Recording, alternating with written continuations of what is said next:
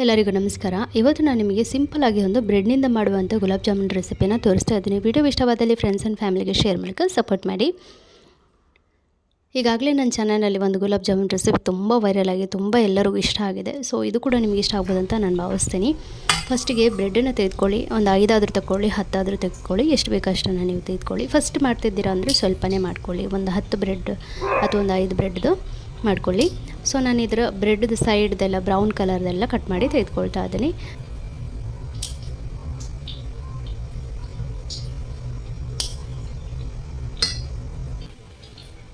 ಈಗ ಪೂರ್ತಿ ತೆಗೆದಾದಮೇಲೆ ಮಿಕ್ಸಿ ಜಾರಿಗೆ ಅದನ್ನು ಕಟ್ ಮಾಡಿ ಹಾಕ್ಕೊಳ್ಳಿ. ಇದನ್ನು ಪುಡಿ ಮಾಡ್ಕೊಳ್ಬೇಕು. ಪೂರ್ತಿ ಅಂತಲ್ಲ, ಜಸ್ಟ್ ಒಂದು ಪುಡಿ ಆದರೆ ಸಾಕು. ಎಲ್ಲನೂ ನೋಡಿ, ಈ ರೀತಿ ಪುಡಿ ಆದರೆ ಸಾಕು. ಈಗ ಇದನ್ನೊಂದು ಪ್ಲೇಟ್ ಮೇಲೆ ಹಾಕ್ಕೊಳ್ಳೋಣ.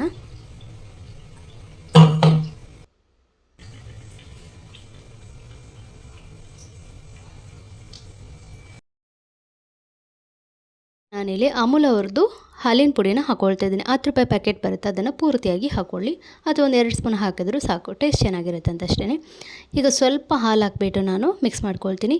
ಬ್ರೆಡ್ ಸ್ವಲ್ಪ ಹಾಲು ಹಾಕಿದ್ರೇ ಸಾಫ್ಟ್ ಆಗಿಬಿಡುತ್ತೆ, ಹಾಗಾಗಿ ತುಂಬ ಹಾಲನ್ನ ಹಾಕ್ಕೊಳ್ಳಿಕ್ಕೆ ಹೋಗಬೇಡಿ. ಹಾಲು ಹಾಕಿ ಚೆನ್ನಾಗಿ ಮಿಕ್ಸ್ ಮಾಡ್ಕೊಳ್ಳಿ. ನೋಡಿ, ಈ ರೀತಿಯಾಗಿರಬೇಕು, ಸಾಫ್ಟಾಗಿ. ನಂತರ ಈ ರೀತಿ ಬಾಲ್ ಮಾಡ್ಕೊಳ್ಳಿ.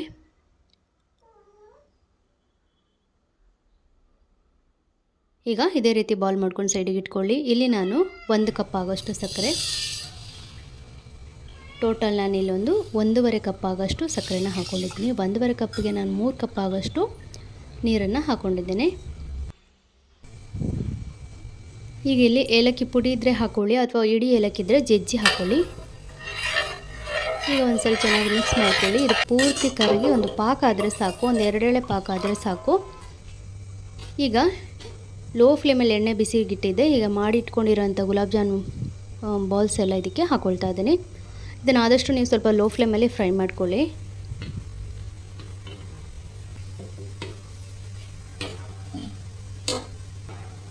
ಹೈ ಫ್ಲೇಮಲ್ಲಿ ಫ್ರೈ ಮಾಡಿದ್ರೆ ಒಳಗಡೆ ಎಲ್ಲ ಚೆನ್ನಾಗಿ ಬೆಂದಿರೋದಿಲ್ಲ. ಈಗ ನೋಡಿ, ಕಲರ್ ಕೂಡ ಚೇಂಜ್ ಆಗಿದೆ. ನಾನೀಗ ಇದನ್ನು ತೆಗೆದುಕೊಳ್ತೀನಿ.